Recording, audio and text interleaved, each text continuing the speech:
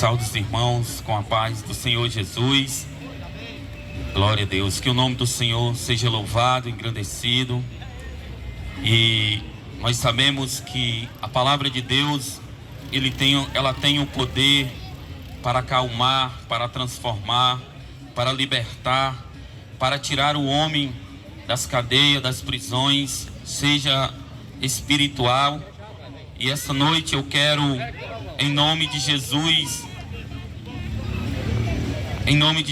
compartilhar um texto bíblico com os irmãos, onde se encontra no Evangelho de Jesus, segundo escreveu Lucas, capítulo de número 15, do versículo 11 em diante, e dizer, meus amados irmãos, que esta palavra, ela não volta vazia. Já foi falado essa noite que a palavra de Deus, ela é poderosa, ela é verbal, inspirada.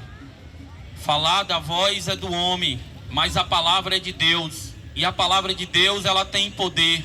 Por mais que nós, ou que a humanidade acha que não, mas a palavra diz que somente através da palavra, pelo ouvir a pregação da palavra, é que o homem pode se libertar. É que pode nascer no coração do homem a esperança que está em Cristo Jesus. Porque nós vivemos dias onde a humanidade, ela se apega a uma falsa esperança, ou uma esperança que não existe. Mas essa noite nós estamos aqui para mostrar, para falar da esperança que é Cristo, que ainda há esperança para a sua vida, para a sua família, ainda há esperança através do nosso Senhor e Salvador Jesus. O texto diz assim, Lucas capítulo 15, verso 11. E continuou, certo homem tinha 2 filhos. O mais moço dele disse ao pai: Pai, dai-me a parte dos bens que me acabe. E disse-lhe, e ele lhe repartiu os haveres. Passando não muitos dias, o filho mais moço, ajuntando tudo o que era seu, partiu para uma terra distante. Lá dissipou todos os seus bens, vivendo dissolutamente. E depois de ter consumido tudo, sobreveio àquele país uma grande fome, e ele começou a passar necessidade. Então ele foi e se agregou a um dos cidadãos daquela terra, e este o que o mandou para os seus campos, a guardar porcos. E ali desejava ele fartar-se das alfarrobas que os porcos comiam, mas ninguém lhe dava nada. Versículo 17. Então, caindo em si, disse: Quantos trabalhadores de meu pai têm pão com fartura, e eu aqui morto de fome? Levantar-me-ei e irei ter com meu pai, e lhe direi: Pai, pequei contra o céu e diante de ti, e já não sou digno de ser chamado teu filho. Trata-me como um dos teus trabalhadores. E levantando-se foi para o seu pai. E vinha ele ainda longe, quando seu pai o avistou. E compadecido dele, correndo, e o abraçou e o beijou. E o filho lhe disse: Pai, pequei contra o céu e diante de ti, já não sou digno de ser chamado teu filho. E o pai, porém, disse aos seus servos: Trazei depressa a melhor roupa, vesti e põe-lhe um anel no seu dedo e sandália nos seus pés. Glória a Deus. Meus amados, esse é uma passagem bastante conhecida, onde a Bíblia vem falar a respeito de um jovem que decidiu, que tomou uma decisão e saiu da casa de seu pai e foi morar distante, foi morar num lugar aonde não era favorável para ele, porque ele estava distante do pai. Porque nós sabemos que um filho distante de um pai ou de uma mãe, ainda mais sendo jovem, é algo que passa a ser perigoso, porque um jovem, ele toma as decisões inesperadas. Um jovem, ele toma as decisões, às vezes, muitas das vezes precipitadas, decisões que muitas das vezes quer muitas consequências na frente. Por isso que nós temos que pensar bastante antes de nós tomarmos uma decisão, de nós escolhermos uma forma ou algo, ou trazer alguém, ou então conversar com alguém para a nossa vida, trazer para perto de nós, porque nós não sabemos as consequências que uma decisão, que uma atitude pode ter sobre a nossa vida, sobre a vida de uma família. Mas interessante é que esse jovem, o texto vem dizer que ele estava distante, e ali ele começou a passar necessidade.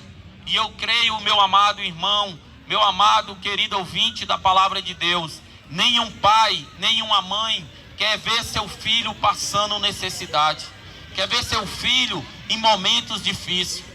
E o texto disse que esse jovem estava passando necessidade, ao ponto de se encontrar numa situação difícil, ao ponto de se encontrar numa situação desprezado pela sociedade. Mas o texto vem dizer que este jovem, ele caiu em si. Ele lembrou de quando ele morava com seu pai. Ele lembrou de como era tão bom quando ele vivia na casa do seu pai, como ele tinha fartura, alimento, como ele era tratado. Mas naquele momento, o texto diz que caindo em si, nós aprendemos algo importante nesse versículo. A única queda que o homem, é a única queda que faz bem para o homem, para a humanidade, é quando ela cai em si, é quando o homem reconhece que errou. Esse jovem agora ele caiu em si, ele reconheceu que errou através das suas atitudes, ele reconheceu que a atitude, que a decisão que ele tomou não foi a decisão correta, de sair de perto do seu pai, de sair da casa a qual ele tinha alimento, seja alimento físico ou espiritual. Ele caiu em si. Então, meu amado, todo aquele que erra, todo aquele que toma uma decisão precipitada, uma decisão por emoção, uma decisão a qual vem trazer grandes prejuízos para ele na frente, é necessário que a gente venha fazer uma avaliação. É necessário que a gente venha dar uma olhada para trás, não na questão de remorso, não na questão de arrependimento no sentido de algo errado, mas sim de analisar os fatos, de sim analisar, como diz na palavra de Deus. Lembra-te aonde tu caíste, lembra aonde foi que tu tropeçasse, lembra de ti, qual foi o erro para que tu possa voltar os primeiros caminhos, para que tu possa lembrar do teu pai, para que tu possa lembrar como era que era tão maravilhoso quando tu vivia na casa do teu pai, a qual o texto vai dizer que ele caindo em si. Mas interessante, meu amado e querido ouvinte, é que quando nós tomamos uma decisão precipitada e nós entramos no caminho errado e nós passamos dificuldade, não basta nós somente cair em si, não basta somente nós se arrependermos. É necessário que a gente venha ter algumas atitudes. E esse jovem, ao cair em si, ele também teve uma atitude. O texto diz que ele disse: levantar-me-ei, irei ter com meu pai, e lhe direi: pai, pequei contra o céu e diante de ti. A Bíblia fala, meu irmão, que quando nós pecamos, quando nós agimos pelas nossas emoções, tomamos decisões incorretas diante de Deus, nós pecamos diante os homens na terra e também diante de Deus, porque tudo que está ligado na terra também está ligado no céu. Esse jovem, ele toma essa atitude. Mas interessante é nesse texto, é que não é somente a decisão e a atitude desse jovem que nos chama a atenção. Nós vemos, o que nos chama a atenção é a atenção do pai desse jovem. O texto diz que quando ele correu, o seu pai viu ele de longe ainda, e ele correu e o abraçou. Ele correu e o abraçou, o seu filho, e disse ao seu servo, e disse: olha, traz um anel, coloca um anel no seu dedo, põe uma sandália nos seus pés. Porque na cultura judaica, naquela época, somente quem usava aliança, usava anel, é quem era filho. Aqueles que andavam com sandália é porque era filho, porque o servo ou o escravo não tinha sandália. Mas o filho, ele tinha uma aliança e ele tinha uma sandália nos pés. Esse era a marca de quem era filho. E quando nós paramos e trazemos para a nossa vida espiritual, o que nós aprendemos com isso? É que Jesus Cristo, essa noite, Ele quer fazer uma aliança contigo. Ele quer fazer uma aliança comigo. O anel a qual Cristo Ele quer colocar no meu dedo, o anel a qual Cristo Ele quer colocar nos teus dedos, não é simplesmente um compromisso ou um anel de um homem para uma mulher, ou uma mulher para um homem, mas sim é a relatar aliança espiritual, aliança que o homem perdeu desde o jardim do Éden. A Bíblia diz que o homem, que o pecado, ele entrou no mundo através da desobediência, e após a desobediência veio o pecado, e depois do pecado veio a morte, não somente a morte física, mas a morte espiritual. Mas essa noite o Senhor Jesus, através da sua palavra, e através do Espírito Santo, Ele quer fazer uma nova aliança contigo. Ele quer colocar uma sandália nos seus pés. Ele quer, meu amado irmão e amado ouvinte da palavra de Deus, Ele quer colocar essa sandália nos teus pés. Ele quer fazer essa aliança através da morte de Cristo, através da ressurreição de Jesus na cruz do Calvário. Mas talvez essa noite há alguém que pergunte: mas irmão, como nós podemos fazer esta aliança? Como nós podemos retornar à aliança espiritual com Cristo?